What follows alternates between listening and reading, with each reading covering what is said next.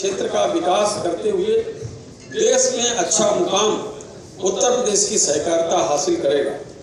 और जिस तरह से पूर्व की सरकारों में सहकारिता विभाग एक लूट और भ्रष्टाचार का अड्डा बना हुआ था, उसको वहां से हटाकर आज सहकारिता विभाग की जो साधन सहकारी समितियां हैं, पैक्स हैं, ये किसानों के समस्याओं का समाधान का केंद्र बने, ऐसा हमारा प्रयास है।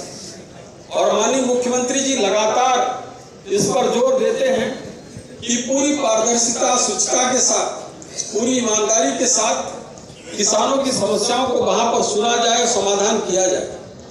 और इसको लेकर निरंतर वो मार्गदर्शन करते रहते हैं। और केंद्र में बैठे हुए माननीय प्रधानमंत्री नरेंद्र मोदी जी जिस तरह से सहकारिता को एक नया रूप स्वरूप देने के लिए लगे हुए हैं, और उन्होंने अपने संकल्प को इसी बात से दोहराया है कि सहकारिता का एक अलग मंत्रालय बनाकर 6 जुलाई 2021 में और देश के सबसे सक्षम नेता माननीय अमित शाह जी को इस विभाग की जिम्मेदारी देकर उन्होंने अपने संकल्पों को दोहराने का काम किया है कि सहकारिता को वो किस तरीके से देश में बढ़ाना चाहते हैं।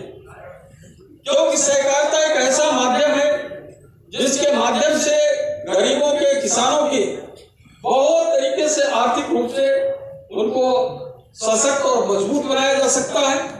और उनको कोई भी परिस्थिति का सामना करना पड़े तो सहकारिता के माध्यम से उनको उनकी जरूरतों के हिसाब से उनको सहूलियतें प्रदान की जा सकती है। और सहकारिता एक ऐसा क्षेत्र है जिसके द्वारा देश की सबसे बड़ी समस्या जो बेरोजगारी है, उसका समाधान भी सहकारिता के क्षेत्र में छुपा हुआ है। कारपोरेट जगत सबको नौकरियां नहीं दे सकता, सरकार में सबको नौकरियां नहीं दे सकते, लेकिन सहकारिता के क्षेत्र में हम सबको रोजगार के अवसर प्रदान कर सकते हैं, सबको अर्थव्यवस्था से जोड़ सकते हैं, सबको उसकी रोजी रोटी की व्यवस्था का एक उपक्रम उपलब्ध करा सकते हैं। तो इसको लेकर माननीय प्रधानमंत्री नरेंद्र मोदी जी लगातार सहकारिता को नए मॉडल के रूप में देश में विकसित करने का प्रयास कर रहे हैं। और बहुत जबरदस्त सफलता इस क्षेत्र में माननीय प्रधानमंत्री जी के मार्गदर्शन में हमको मिल रही है। और उत्तर प्रदेश में भी अगर सहकारिता विभाग में पूर्व में भ्रष्टाचार और इस तरीके से बहुत ज्यादा गड़बड़ियां नहीं होती, मुझे लगता है कि अब तक सहकारिता अपने पैरों पर खड़ा होकर दौड़ने लगता। लेकिन जब कुछ भी करो तो वहां पर इतनी रेवेन्यू फायदे हैं, और जब भी प्रयास करो तो कहां से शुरू करो, कैसे इसको नाम तक पहुंचाओ, बहुत कठिनाइयों का सामना करना पड़ता है। लेकिन इसके बावजूद माननीय मुख्यमंत्री ने जिस तरह से इस सहकारिता विभाग के ऊपर अपनी आशीर्वाद देने का काम किया है, जब हमने इस कुछ भी बात कही, जब आवश्यकता महसूस हुई तो माननीय मुख्यमंत्री जी ने तत्काल उसका समाधान करने का प्रयास किया और समाधान करने का काम किया। इससे पहले आप समझ सकते हैं कि किस तरीके से साधन सहकारी समितियां प्रदेश में बंद होती चली जा रही थी।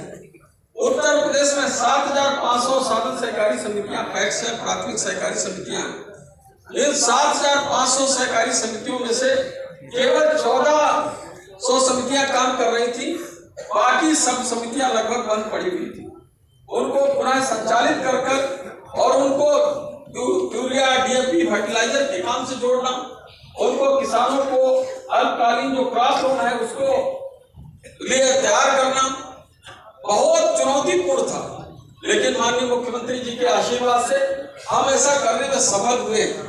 आज उत्तर प्रदेश की 6,700 से ज्यादा समितियां बेहतर ढंग से काम कर रही हैं। और माननीय मुख्यमंत्री जी के समक्ष जब हमने इस विषय को रखा कि हमने कहा कि कलर दिखाई देना, माननीय मुख्यमंत्री जी इन साधन सहकारी समितियों के पास कार्यशील पूंजी नहीं है, काम करने के लिए इनके पास पैसा नहीं है।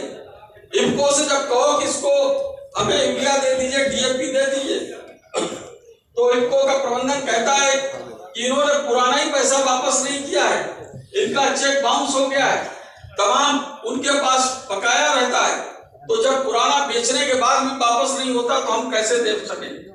माननीय मुख्यमंत्री जी ने कहा कि इसका उपाय सोचिए, और इसके बाद मैंने जब एक प्रस्ताव रखा माननीय मुख्यमंत्री जी के समक्ष कि इन सभी साधन सहकारी समितियों को 10-10 लाख रुपए की कैश क्रेडिट लिमिट दे दी जाए जिला सहकारी बैंकों के माध्यम से, और उसका ब्याज उत्तर प्रदेश की सरकार की बजट व्यवस्था करती है। माननीय मुख्यमंत्री जी ने कुछ ही घंटों में जाकर, आज शाम को बात हुई, अगले दिन सुबह 10 बजे उन्होंने इसकी घोषणा करने का काम किया है कि सभी को 7,000